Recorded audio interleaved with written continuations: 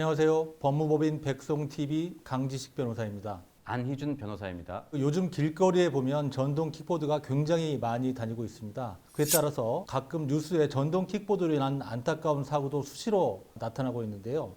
그럼에도 전동 킥보드 관련 교통사고가 나거나 잘못을 하면 어떤 처벌이나 불이익이 있는지 모르시는 분들이 참 많은 것 같습니다. 그래서 오늘 시간에는 이런 문제들에 대해서 살펴보는 시간을 갖도록 하겠습니다.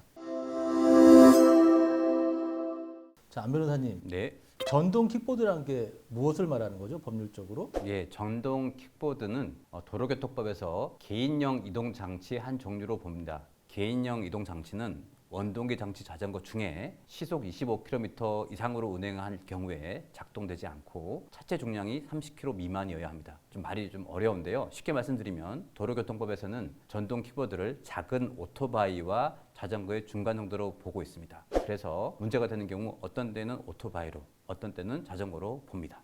자, 그러면 전동 킥보드를 운전면허 없이 운전을 했다. 네. 그러면 처벌을 받나요? 전동용 킥보드도 원동기 장치 자전거이므로 적어도 원동기 장치 자전거 면허를 받아야 운전이 가능합니다. 그래서 대부분의 중고등학생은 이 면허가 없이 킥보드를 운전하고 있는데 모두 다 처벌될 수가 있습니다. 아, 그러면 원동기 장치 자전거 오토바이는 이제 16세 이상만 딸 수 있기 때문에 네. 16세 미만의 그 중고등학생들 같은 경우는 이 전동 킥보드도 운전하면 안 되는군요. 예, 맞습니다. 만약 면허 없이 전동용 킥보드를 운전하는 경우에는 20만 원 이하의 벌금이나 범칙금 처분을 받을 수 있습니다. 그래서 전동 킥보드를 운전하다가 단순히 단속된다면 범칙금 10만 원을 받지만 사고가 나면 형사처벌까지 받을 수 있습니다. 그러면 아까 이제 말씀하실 때 이 전동 킥보드가 오토바이하고 자전거하고 약간 중간적인 성격을 가지고 있다고 그랬는데 네. 그러면 전동 킥보드로 인해서 사고를 났을 경우에 네. 이것도 우리가 얘기하는 교통사고인가요? 네, 맞습니다. 전동 킥보드로 인해서 사람이 다치거나 재물이 손괴되면 교통사고에 해당됩니다. 그래서 전동 킥보드 사고 시에 교통사고 처리 특례법에서 정한 보험 가입이 안 되어 있다면 단순 과실사고라 하더라도 반드시 합의를 해야 처벌을 받지 않습니다.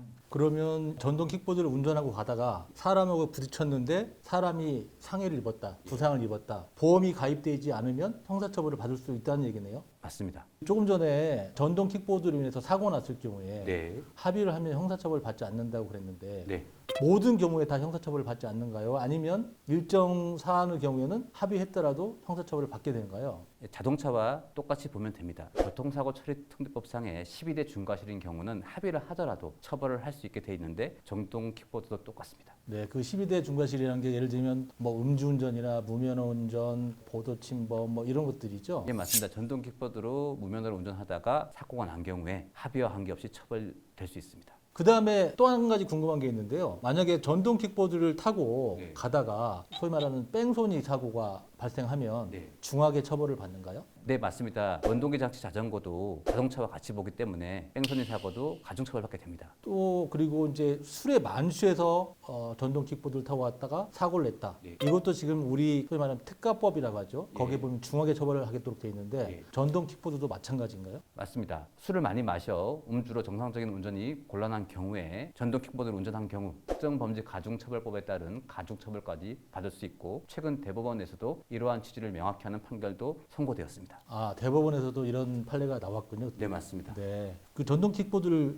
몰고서 뭐 요즘에 보면 네. 보도로 많이 다니지 않습니까? 이 보도로 다니는 게 괜찮은 건가요? 원칙적으로 안 됩니다. 아, 그럼 어디로 다녀야 되는 거죠? 자전거와 같이 자전거 도로로 다녀야 됩니다. 아, 그럼 자전거 도로가 없으면은 일반 도로를 다녀도 괜찮은 거예요? 일반 도로의 오른쪽으로 다녀야 되고 인도로 다녀서는 안 됩니다. 인도의 경우에 안전표지로 자전거 통행이 허용되는 경우에만 인도로 다닐 수 있습니다. 아, 전동 킥보드는 기본적으로는 자전거 도로로 다녀야 되고 맞습니다. 자전거 도로가 없는 경우에는 일반 도로의 우측으로 다니고 예, 그다음에 보도 경우에는 자전거가 다닐 수 있다는 표시가 있는 그런 경우에만 보도로 다닐 수 있다. 예, 만약에 허용되지 않는 인도로 가다가 사람과 충돌한 경우에 물건을 부순 경우에는 또 12대 중과실이 되기 때문에 또 형사처벌을 받을 수 있습니다. 그리고 그 밖에 전동 킥보드 관련해서 더 우리 시청자 여러분들이 알아야 될 내용이 있나요? 네, 자전거와 달리 그 헬멧을 쓰지 않고 전동 킥보드를 이용하면 2만 원의 범칙금이 있을 수 있고 2명이 같이 탑승하면 4만 원의 범칙금이 부과될 수도 있습니다.